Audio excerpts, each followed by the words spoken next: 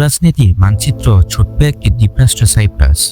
এটি Europe, Asia ও আফ্রিকার সংযোগস্থলে হওয়ায় এর ভৌগোলিক গুরুত্ব অসাধারণ। কিন্তু এই দ্বীপ নিয়ে তৈরি হচ্ছে বড় বড় হিসাব।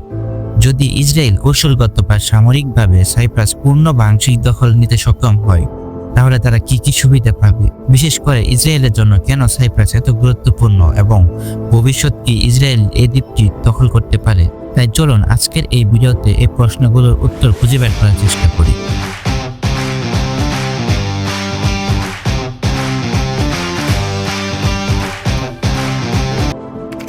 সাইপ্রাস পূর্ব ভূমধ্যসাগরে অবস্থিত একটি দ্বীপরাষ্ট্র।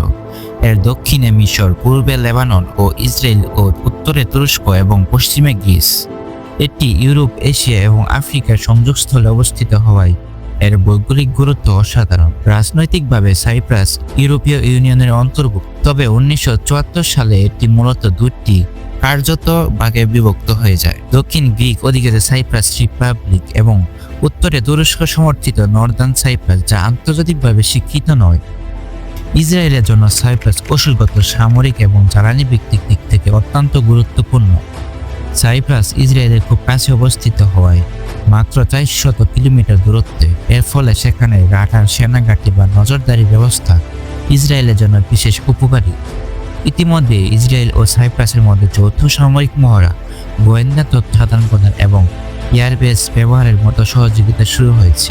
সাইপ্রাস দখল করা গেলে ইসরায়েল সেখানে নৌ ও বিমান ঘাঁটি স্থাপন করতে পারবে, যা তাদের আঞ্চলিক প্রতিরক্ষা ও আক্রমণ ক্ষমতা বহুগুণে বাড়িয়ে দেবে। বর্তমানে ইসরায়েলের নিজস্ব উপকূল সীমিত।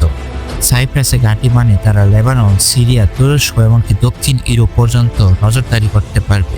দ্বীপটি উচ্চতায় ও অবস্থানে এমন একটি জায়গায় অবস্থিত যেখান থেকে রাডার, ড্রোন, উপগ্রহ প্রযুক্তি স্থাপন করলে ইরান, মিশর, তুরস্ক এমনকি রাশিয়ার নৌ চলাচলের উপর নজরদারি রাখা সম্ভব। এটি গোয়েন্দা কার্যক্রমে ইসরায়েলের আধিপত্য আরও সুসংহত করবে।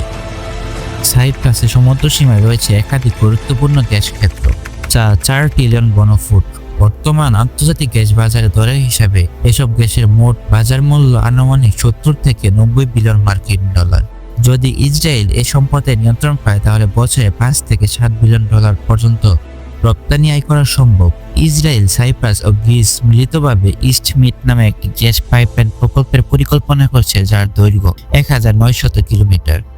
এই পাইপলাইন ইসরায়েলের গ্যাস ইউরোপে পাঠানোর অন্যতম মাধ্যম হবে। সাইপ্রাস দখল এলে এই প্রকল্প ইসরায়েলের পূর্ণ কৃতিত্ব প্রতিষ্ঠিত হবে। যদি কখনো ইসরায়েল সাইপ্রাস দখল করে, তাহলে সবথেকে ক্ষতিগ্রস্ত হবে রাশিয়া, ইউরোপীয় ইউনিয়ন রাষ্ট্রগুলো, তুরস্ক ও ইরান। পরবর্তী ভিডিওতে আমরা এসব রাষ্ট্রগুলো কি কি হুমকি আসতে পারে এবং তারা কিভাবে ক্ষতিগ্রস্ত হবে তারা সবাই সুন্দরভাবে উল্লেখ করার চেষ্টা করব। ধন্যবাদ, দেখা হবে পরের ভিডিওতে। আর আপনার মতামত কমেন্ট বক্সে জানাতে ভুলবেন না। আল্লাহ হাফেজ।